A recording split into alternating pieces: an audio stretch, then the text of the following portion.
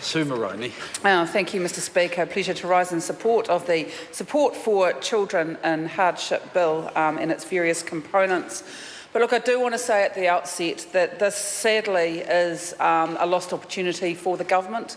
It's yet another example of this government doing the least they think they can get away with to make themselves feel better and make themselves look as if they are doing something meaningful.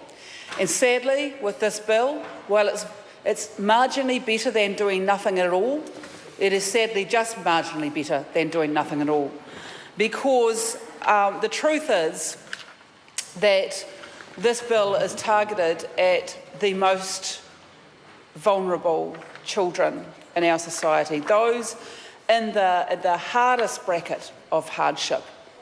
So children who are living a long way below the poverty line in New Zealand. And at the outset, I want to put on record that it is the Labour Party's view that that should never happen in our country. That it is the Labour Party's commitment that we have zero tolerance to child poverty. Because, you know, we're a country, a food-producing nation, where the living standards are generally pretty good compared with many other countries. We've got loads of opportunities, we've got a great climate, we've got all the right conditions to raise children well and do that in a way where every child gets the best start in life. And yet, this is an area where we lag behind the rest of the world. Our children don't get the best start in life, and they could. This used to be known as the best little country to raise a family, and sadly, that has been diminished and certainly hasn't recovered under this government.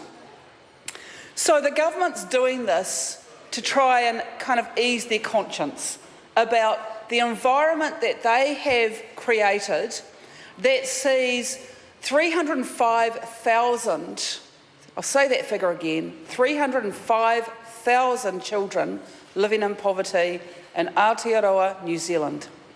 That, Mr Speaker, is a disgrace. The government should hang its head in shame, but before it does that, it should actually accept and stop denying that that is a reality for far too many New Zealand children. Because until they accept it and stop denying that level of poverty, they will not truly address it. And in this bill, what they are attempting to do is to, for the children most in need, that their entire family, not just per child, but their entire family will get an additional maybe $23.10 a week, maybe. For many of the families, as some of the other speakers have already said when they've contributed to this debate, it will be significantly lower than that. I want to talk briefly about the 2 in 5 children living in poverty in New Zealand, for whom the income coming into that family home is as a result of paid employment. That's right, Mr Speaker. Children, 40% roughly of the children living in poverty in this country live in a family, in a household where the parents go out to paid employment. And they get paid so little for their efforts to do the best by their family that they cannot afford to feed, clothe and house their children properly. Those children are living in poverty. And some of them are working full-time. Some of them are in full-time employment. Those are your 0 hours contracts, National Party. Those are your failure to actually address having decent wages in this country.